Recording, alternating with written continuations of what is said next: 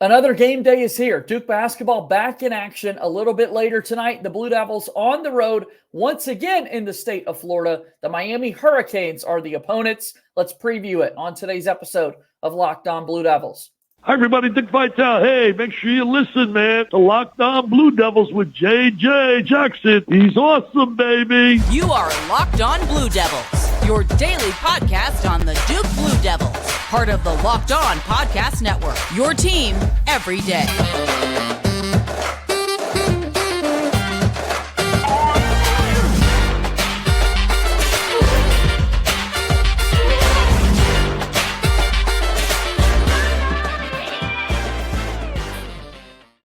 Hello, everybody, and welcome into another episode of the Locked On Blue Devils podcast. My name is JJ Jackson. Thank you for being with us here today on Wednesday, February 21st, 2024. I hope that everyone is doing well in our Locked On world. If you have not done so already, please be sure to follow and subscribe to Locked On Blue Devils for free wherever it is that you get your podcasts. Leave us a 5-star rating and written review. Coming up on Friday, we've got a couple of 5-star Friday shout-outs that we want to hand out, so make sure you're a part of the fun there. Also, watch our show each and every day on YouTube. Hit that subscribe button to our YouTube channel as we continue that climb to 2,000 subscribers. Can't wait to hit that milestone with all of our Locked On fans and supporters here. So subscribe to our YouTube channel, like this video, and share it with your friends. On today's show, we're going to be previewing Duke's game coming up against Miami later tonight with our good pal Kevin Connelly, the site expert from Durham. We'll also look ahead a little bit to Wake Forest, and then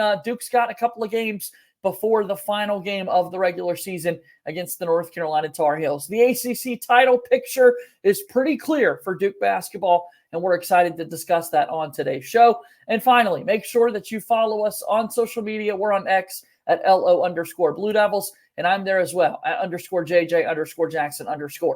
So without further ado, excited to bring him on in. It's our good pal, Kevin Connelly, the site expert for Durham. How's everything in your world, Kevin? Everything's pretty good, JJ. How about you? I'm doing very well. Thank you so much for asking. Excited to talk about this Duke basketball team. Let's backtrack a little bit later, but now let's give the story of the day. It's game day. Duke is back in action. They're going to be taking on the Miami Hurricanes. This is a team that is not where they've been at in previous years. However, we know that it's a Miami team talented enough and in a venue that has been problematic for Duke over the years from time to time. They're very capable of knocking off this Duke basketball team. Big game coming up tonight. What are you feeling? How are you thinking about this one? Well, I remember what we talked about earlier in the preseason, I guess, and when we were listing our 5 biggest games for this Duke team, and I think kidding. I had a list of 5, yeah. Yeah, and I had this Miami game as one of them, and boy, has it lost a lot of luster with how bad Miami has been this year. 15-11, they're towards the bottom of the ACC. I think if the ACC's tournament started now, they'd be playing on that Tuesday afternoon. And this was a Miami team that a lot of people thought could be one of the 10 best in the country. And for a lot of reasons, things just haven't really fallen their way. Their leading scorer, Nigel Pack, is not going to play tonight because of an injury. And yeah, he got banged up in that Clemson game, didn't score. But like you said, this is a tough place for Duke to play historically. But so is Florida State. And obviously we'll talk about how Jared McCain really exercised some of those demons over the weekend. But it's a Miami team riding a 4-game losing streak. They have losers of 5 of their last 6, and the only win came at home against Virginia Tech in that time span. So certainly things haven't been going well for this Miami Hurricanes team. And they're going to probably need wins, you think, tonight against Duke and then next week on the road against Carolina just to try to claw themselves back on the bubble of the NCAA tournament because they're very far away from the bubble right now. But plenty of reason for them to be optimistic and fired up for a game like this because to your point, this is a big opportunity. If you're trying to add to your resume, you need a win like this. You got to find a way to get that job done in that regard. So I think Miami's going to be ready to go. But they're losers, to your point, of 4 straight in ACC play.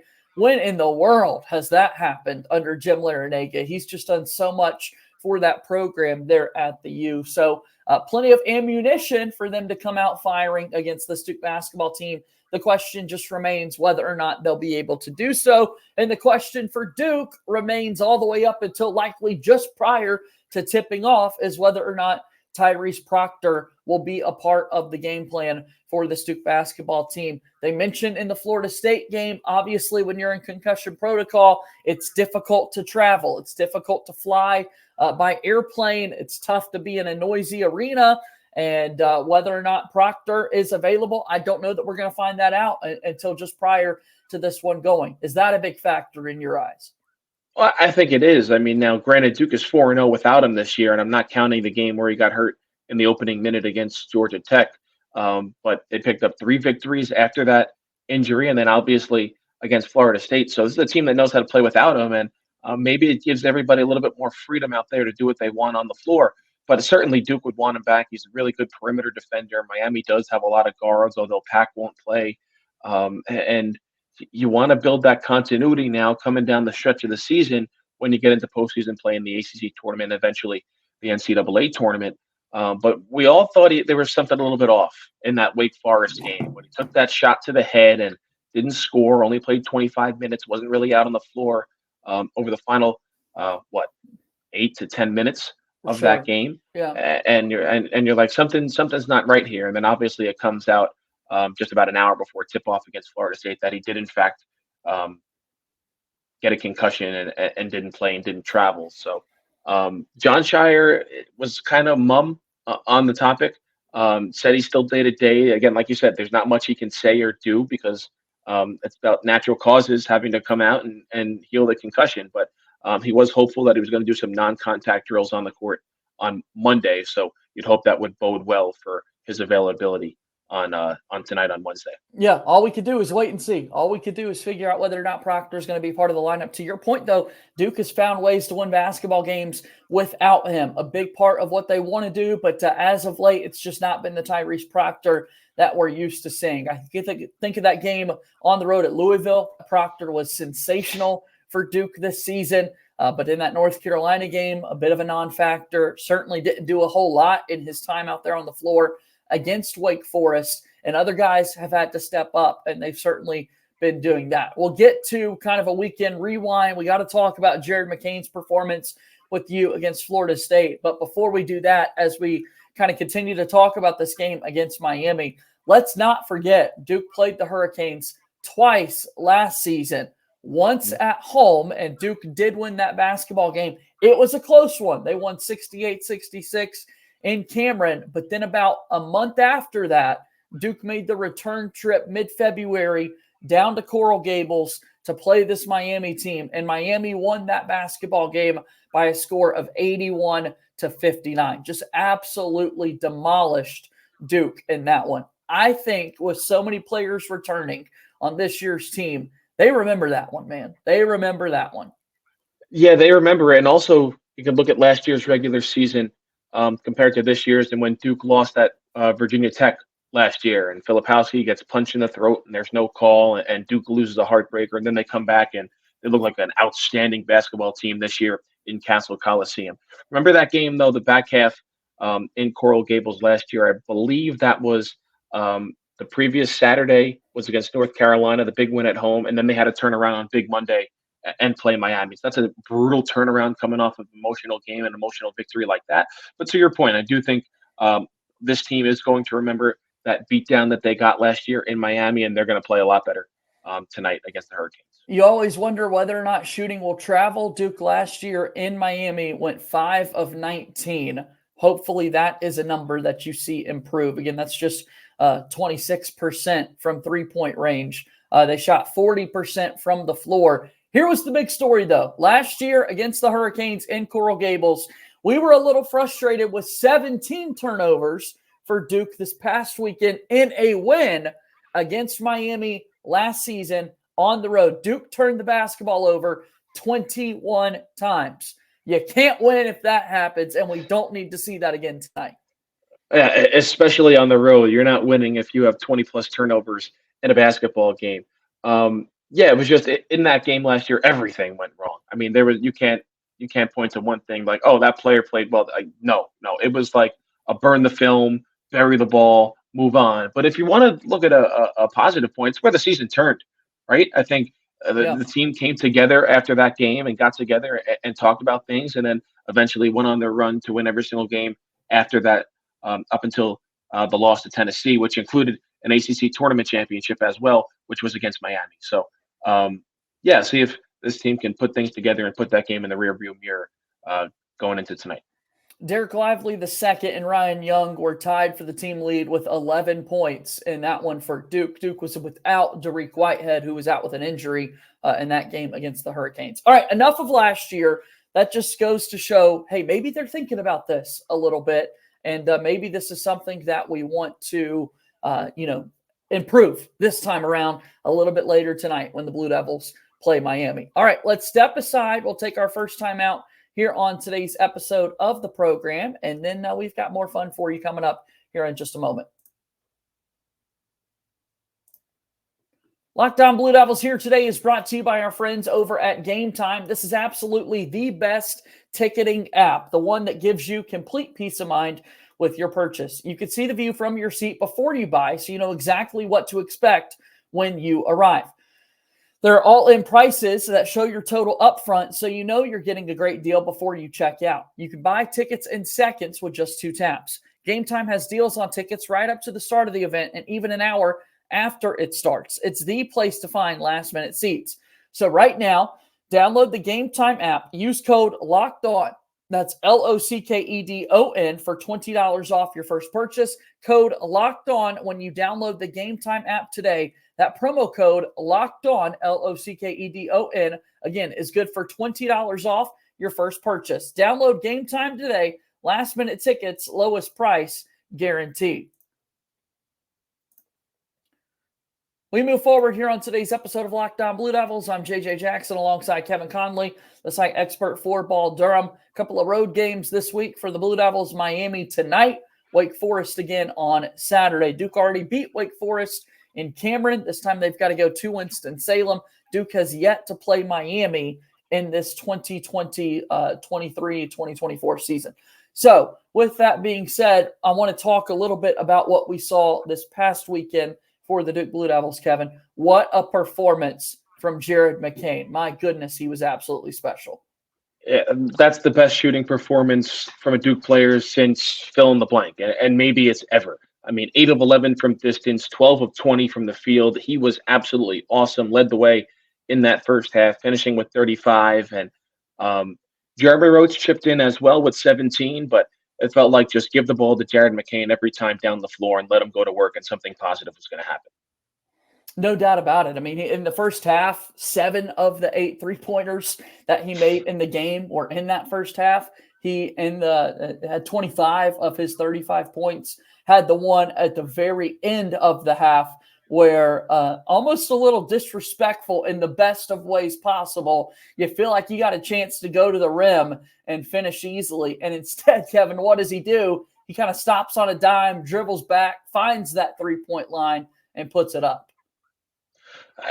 It's when you have a shooter like that, I don't want to compare him to some of the greats or maybe the best shooter of all time in Steph Curry, but it's kind of similar what you see him doing. He looks for that 3-point line even when he has an open layup. And when you're feeling it, you're feeling it. That's what Jared McCain is. And we've seen it throughout this season. Don't get me wrong. We've seen the 3 for 4s or the 5 for 7, 5 for 8s from 3-point range from him. But I don't know if anybody could have expected an 8 for 11 shooting performance. And it was certainly special to see. And it's a reason why John Scheyer said he wants him to shoot the ball more. You look at the beginning of the season, he was a little bit hesitant. He wasn't really shooting from 3-point range. And now he found that confidence. He gets that motivation from his coach, from his teammates, and he's just going to let it fly every time from 3-point range. And certainly good news for Duke, because when he shoots it more often than not, it's going in, shooting just over 40% this season. Yeah, and I mean, if he plays like that, you feel a little bit better about Tyrese Proctor potentially missing another game or two to get back to full health, coming back from that concussion. A bit of a slower start for Duke in that Florida State game. And then on like 3 straight possessions, we had 3 3-point buckets from Jared McCain that kind of set the tone, and Duke really didn't look back from there. I think he plays with such a joy on the team that you look at the bench after he's making those shots and just guys around him.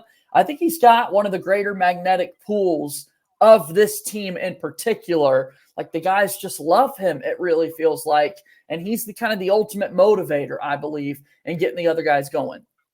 Well, it's because he's so positive, right? And a lot of people like to criticize him. He has to hear a lot of the noise because he's very active on social media. And I guess people don't like what he does on social media with the dances and the videos and painting nails and all that stuff. But he gives off positive vibes, positive energies, and it obviously trickles down to his teammates. And he does a really good job at blocking out that outside noise and almost thriving on it, because I'm sure you talked about the comments from former North Carolina player John Henson on one of the podcasts talking about Jared McCain and not saying that he could be looked at like a real hooper and he's not a dog because he does all this stuff off the court. And he goes out and scores 35 points the next game and makes 8 3-pointers in the process. So he definitely hears all this stuff and he kind of thrives off it. But he still emanates that positive vibes every time he's in front of a camera. Yeah, he's able to shut up a lot of the haters for sure. If he performs like that, playing to it a couple of times, he's putting hand to ear, wanting you to hear it and wanting to hear it from the crowd, talking back and forth, letting people know that they can't guard him. And we certainly endorse all kinds of trash talk here on Locked On Blue Devils. That's what I love the most, man. It gets me fired up as a fan to see those guys out there feeling good and kind of strutting their stuff a little bit. Yeah, it certainly does. And it feels like Duke hasn't had that in the last couple of years, like that Duke villain. Sure. Like your Grayson Allen, obviously, and your JJ Redick, and fill in the blank, Miles Plumlee, Mason Plumlee, Brian Kelly, John Scheyer. Yeah. I feel like Duke hasn't had that over the last couple of years, really since Grayson graduated. And I don't know if Jared McCain is that, because he doesn't really give off that vibe. Maybe Kyle Filipowski could fill that role as well, but certainly feels good as someone who follows Duke to have that Duke villain kind of back on the floor.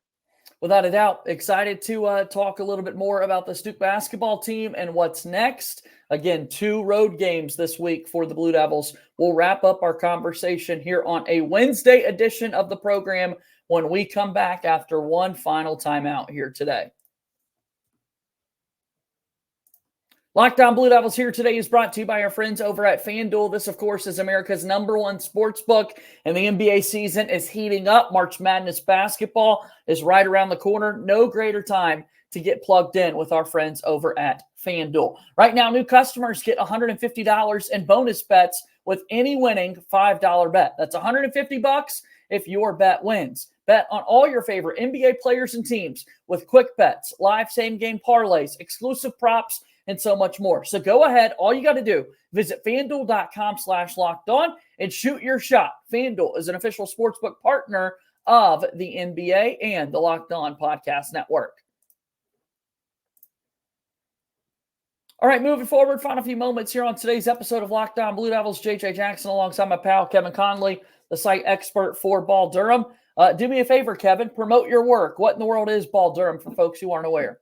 We got everything you could possibly want on Duke basketball and Duke athletics over at balldurham.com. You can follow us on Twitter at @ball_Durham. Again, a little biased, but I don't think you'll be disappointed if you come over and read us every day at balldurham.com. I would certainly agree with that. I think that it is really good stuff. I love the work that you do. So make sure that people go out and check it all out. So with that being said, we've got the road games coming up this week for the Duke basketball team. And Duke right now sits with a 20-5 record. They are 11-3 in ACC play, and the Blue Devils control their own destiny. They've got an opportunity to go and win an ACC regular season title if they were to win out, given that they've got another contest coming up with the North Carolina Tar Heels. A brutal loss last night, brutal for the Virginia Cavaliers, or Monday night, in their loss against Virginia Tech. And now it's a big opportunity for Duke to go and try and win the league. Right, Kevin? Yeah, it's a 2-horse race, right? And we kind of figured that, yes, Duke still has a matchup with Virginia, but after they kind of surged there for about 3 weeks, it feels like they've come back to earth and maybe dropped off a little bit more. The offense just has been brutal to watch for Virginia. 41 points on Monday night against Virginia Tech. In a victory over Wake Forest, they didn't even crack 50. They scored 49. So yeah, ever since that home loss to Pittsburgh, Virginia has come back to earth. So race for the ACC right now, it's a 2-horse race in my opinion between Duke and North Carolina, and it could easily come down to who wins that regular season finale between the Blue Devils and the Tar Heels. But you do look at North Carolina, and if Virginia wants to get back on track, I think they're could be falling back towards the bubble of the NCAA tournament. They certainly have a massive opportunity for them on Saturday against North Carolina. So that game could even play a factor in the ACC regular season race as well. But when you look at Duke, it's a Miami team that's beaten. We mentioned Nigel Pack not going to play tonight, but it's still a Hurricanes team that has a really good big man in Norchad Omier. About 18 points per game, 10 rebounds, double-double. It's going to give Kyle Filipowski a handful down low, although Filipowski does have the height advantage over him. Omier just 6'7", and obviously Filipowski 6'11", 7 foot. So should be a matchup between those two big men down low. And if Filipowski is able to get the better of Omier, I think Duke should probably come out on top with a victory. I think it's about time we give some more love and praise to Coach Scheyer, Kevin. What do you say? I mean, this has been a fan base that's kind of been up and down throughout the course of the season in a lot of ways, but Duke's playing some really good basketball now, 25 games into the year. And the reason I posed that question is, or that statement, I should say, is for this. We had a very similar episode of Locked On Blue Devils a year ago. We mentioned the Miami game earlier in the program. That was game number 24 for Duke on the season. Game number 25 was the overtime loss against Virginia with the controversial no call at the end of the game. And then Duke rattles off 10 straight wins, including an ACC tournament championship and going on to the NCAA second round before that game against Tennessee. So that Virginia game last year for the Blue Devils was game number 25. Following that loss, Jon Scheyer, 17-8 through his first 25 games as the head coach for the Duke Blue Devils. This season, 20-5 through his first 25. Oh, yeah, you look at the way this season has kind of unfolded, and that December 2nd loss against Georgia Tech when lost by 4 on the road, Tyrese Proctor gets hurt in the opening minute and doesn't return. Since that loss, this team has only lost 2 games since then, and one of them was without 2 starters in Jeremy Roach and Mark Mitchell at home against Pittsburgh, and the other being a rivalry road game against North Carolina, where they play well, no, but I don't think many people could have expected a big victory going into that game, given how well North Carolina was playing going into that game. So it's one of the best teams in the country. Give credit to North Carolina. Exactly. So yeah, only 2 losses since that December 2nd loss, and then, like we said, one of them was without 2/5 of their starting 5. So I think this team, although they don't look like a dominant team like maybe a Connecticut, they're one of the best teams in the country, and they find ways to win. And I think that's an important quality in a team, especially as we get into late February and into March. If you can find ways to win basketball games, that's what you need to hang your hat on come March. And in the NCAA tournament, you don't have to win pretty. You just have to win, and you advance to the next round. So all those rankings and everything goes out the window once you get in that field of 64. And then it's just, can you score more points than the other team? What do you think it says about Coach Scheyer? I mean, he sent a very loud message to his team following that North Carolina game, thinking the energy and effort is not where it needed to be, which is a shame because it's North Carolina. It's the Duke-UNC game. That should never be in question. And here they are responding time and time again to the coach's challenges. Yeah, and he's learning on the fly. He's doing a really good job. Second year as a head coach, and it seems like he's pushed all the right buttons so far. And I think a big positive was the Coach Krzyzewski farewell tour, because that transition year where Jon Scheyer was able to be not the acting head coach, the head coach in waiting is what they called. And I think that was a really big positive for Duke, not to just throw Scheyer into the fire as soon as Krzyzewski leaves, to have that succession plan in place, I think was really big for the success of this team over the last 2 years. We'll see how it continues for the Duke basketball team. Just a few games left in the regular season. Road games against Miami and Wake Forest, back home against Louisville and Virginia, and then they've got that road game at NC State before the final game of the year against North Carolina. Then we're off to the ACC and NCAA tournament. So a lot of basketball ahead, a lot of great conversations coming between you and I, Kevin. Thanks for the time once again today. give us one more promotion, one more plug, recent stories that you've had over at Ball Durham, or just where people can find your work, if you will.